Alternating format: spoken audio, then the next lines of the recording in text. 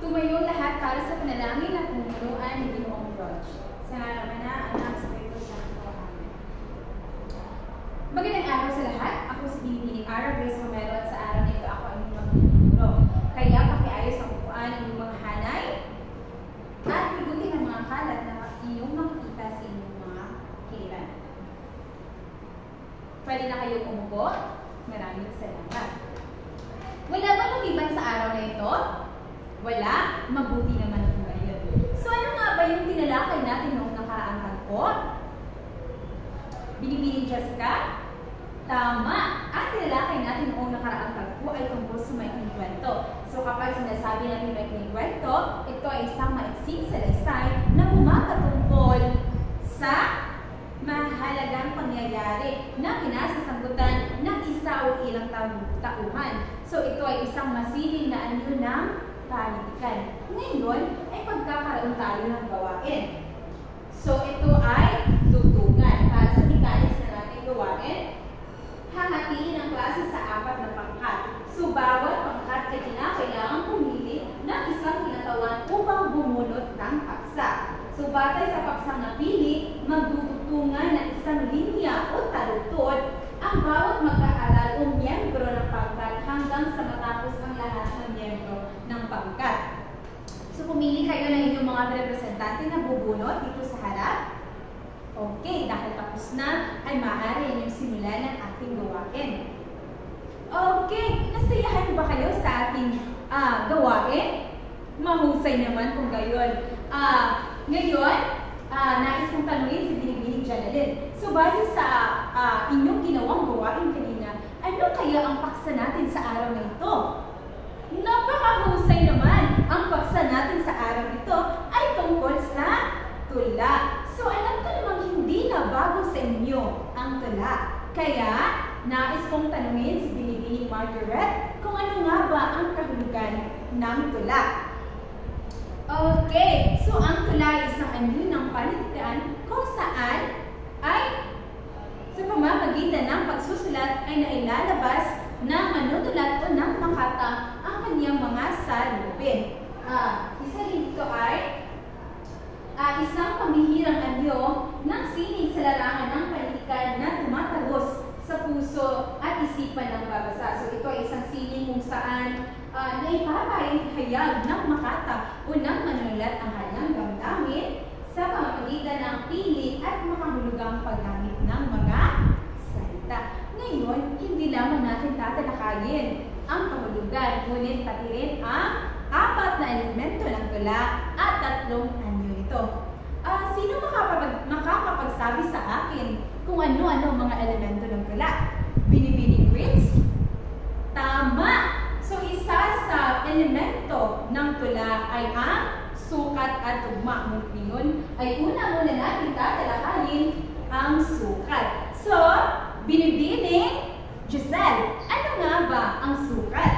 Tama, napakahusay. Pag sinasabi natin sukat, ito ay ang bilang ng pantig sa isa o higit pang talitod. Ngayon naman ay tugma. So ano nga ba ibig sabihin ng tugma?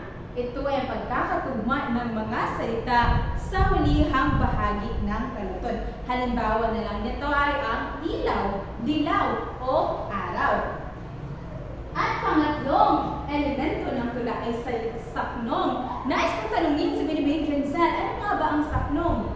Napakahusay, Binibining Giselle. Ang saknong ay naglalaman ng 2 o higit pang talitod. So pag nagsusulat kayo ng tula, nasa sa inyo na kung ilang saknong inyong gagawin. Maaaring 3, 4 o higit pa. Depende na lang sa kung gaano karami ang nais inyong isulat o ipahayag na namin. At panghuling elemento ng tula o ang pang-4 ay ang talinghaga. So sino makakapagsabi kung ano ang talinghaga? Tama, Ginoong Jason. Ang talinghaga ay ang paggamit ng mga matatalinghagang salita na nagpapaganda sa tula. Napakahusay. So ngayon, ano mga ulit ang 4 na elemento ng tula?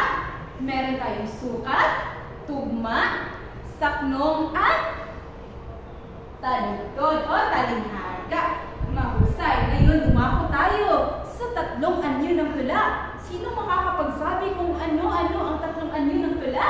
Ginoong Ronnie, napakahusay Ginoong Ronnie. Ang tatlong anyo ng tula ay una, malayang taluturan o free verse. Pangalawa, tradisyonal.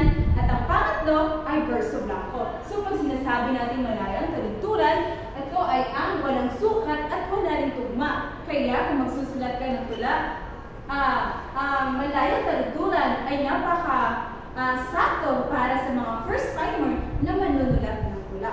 Pangalawa naman ay tradisyonal. So, mayroon itong sukat at tugma. So, pag sukat, maaari itong wawaluhin, lalabing dalawangin, at lalabing aninin. Para naman sa pangatlong anyo ng tula, meron ang verso blanco. So, kung mayroon tayong traditional na tula kung saan mayroong sukat at tugma, pag sinasabi natin verso blanco, ito ay mayroong sukat, ngunit walang tugma sa hulihan ng bahagi ng mga talutod. Magaling! Ngayon, ano-ano ka ulit ang tatlong anyo ng tula?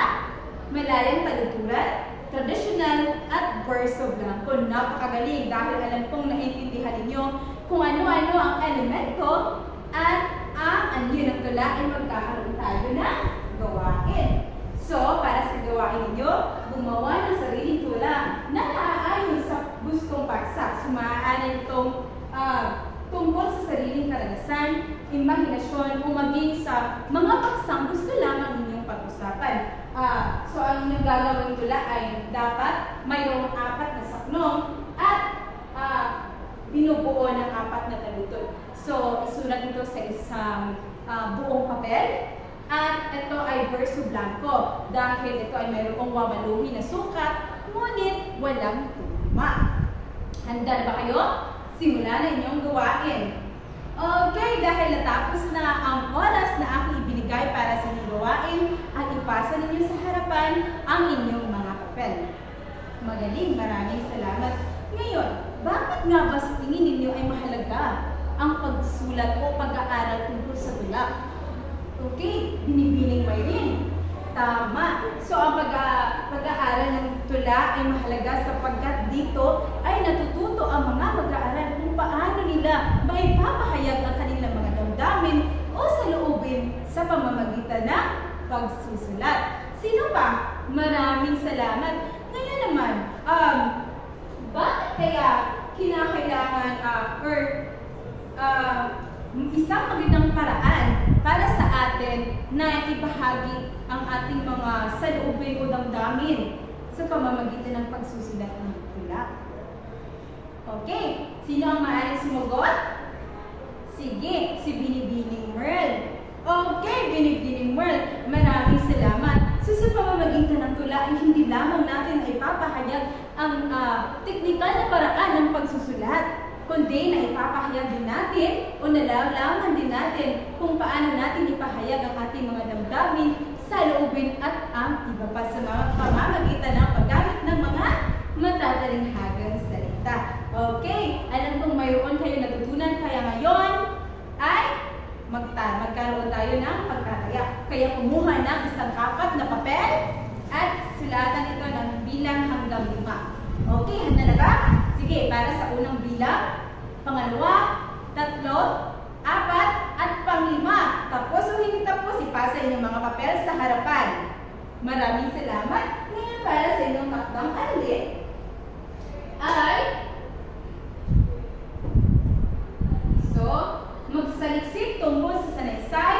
Kasama nito ang definisyon, iba't ibang bahagi ng sanaysay at iba't ibang ulit ng sanaysay. So, isulat ito sa isang buong papel. Naintindihan ba ng lahat? Okay, kung gayon, yun lamang para sa araw na ito. Maraming salamat at